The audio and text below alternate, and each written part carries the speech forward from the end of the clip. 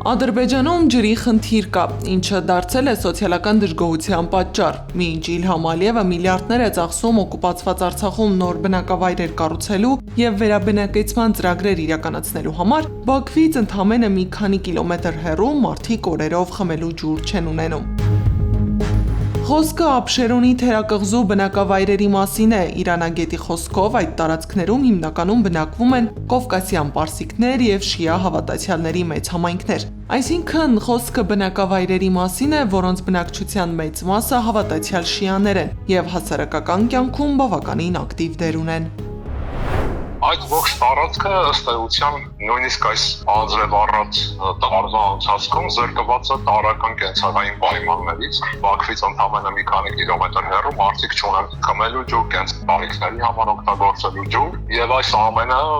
հատկապես ավելի ակներև է դառնում եւ դժգոհություն է հարուցում տեղի բնակչության շրջանում, դատելով սոցիալական ցանցերում վերացված արձագանքներից, այն ֆոնին, երբ Բաքվի բռնապետը հսկայական գումարներ է ծախսում բռնազավթված Արցախում, փորձելով ապահովել իր համար քարոզչական ուռճացված փուչիկ։ Ադրբեջանի իշխանությունը տարիներ շարունակ փորձում է աշխարհին ներկայանալ որպես հզոր եւ զարգացող պետություն։ Սակայն այս անգամ նույնիսկ խիստ վերահսկվող ինֆորմացիոն դաշտը չկարողացավ ամբողջությամբ թաքցնել խնդիրը։ Ջրի պակասի մասին տեղեկությունները հասան նաև ադրբեջանական լրատվամիջոցներ։ Իրանք կարող են հետևել որևէ քաղաքական process-ի, այլ պարզապես ինչ որ պահի հայտնվել կոնկրետ լրագրողի կամ լրատվամիջոցի տրամադրության տակ եւ ըստ էության ավելի լայն շրջանակներին հասանելի դառնալ։ Երբ Ադրբեջանի իշխանությունը հսկայական միջոցներ է ծախսում օկուպացված Արցախում, հասարակական դժգոհությունն ավելի խիտ երանգ է ստանում։ Ոսկանյանի խոսքով Բաքուն ուզում է ստեղծել տպավորություն, որ ի վիճակի է Արցախում կառուցել բնակավայրեր եւ վերաբնակեցնել դրանք,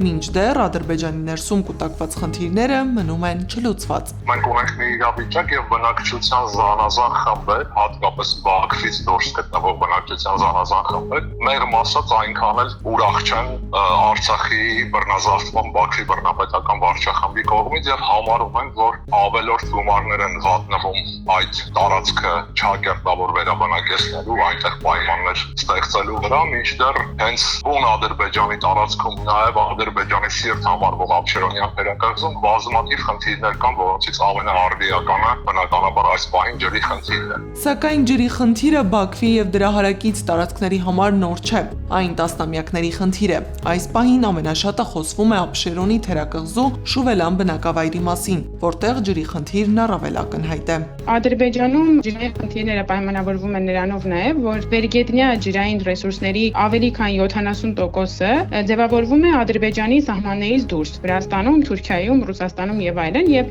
գլխավոր խնդիրը հենց այդ ջրային զարկերակներն են, մասնավորապես Կուրը եւ Արաքսը, որոնք Ադրբեջան հասնում են արդեն իսկ աղտոտված եւ արդեն ծավալային առումով բավականին նվազած։ Այս խնդրի մասին գրել է Հաքինա Սկայքը, որը ընդամենը մի քանի ամիս առաջ եւս մեկ հրապարակում էր արել, որը ըստ ադրբեջանագետի դարձել է ջրային խնդրի շղթայի եւս մեկ օղակը։ Շուվելանի շրջակայքի ջրային ռեսուրսները աղտոտվում են, բարբերաբար այնտեղ շինարարական աղբ են թափում եւ այլն, եւ թափոնները գալիս են լցվում են ափ, թույլ չտալով բնակչությանը օգտվել ջրից, այսինքն կարող ենք եզրակացնել, որ ամիսներ անց այդ աղտոտված իրավիճակը կարող է հանգեցրած լինել նաեւ ջրային ռեսուրսների զգալի նվազմանը։ Եթե պաշտոնական բացատրությամբ ջրի պակասի հիմնական պատճառը շոկ եղանակն է, ապա փորձագիտական գնահատականներով իրական խնդիրը պետական կառավարման ձախողումներն են։ Իսկ ջրի պակասն այսօր դարձել է այն ճեղքը, որից երևում են Ադրբեջանի երկար տարիների չլուծված խնդիրները։ Գարեն Մութաֆյան, Աշոտ Բարբարյան,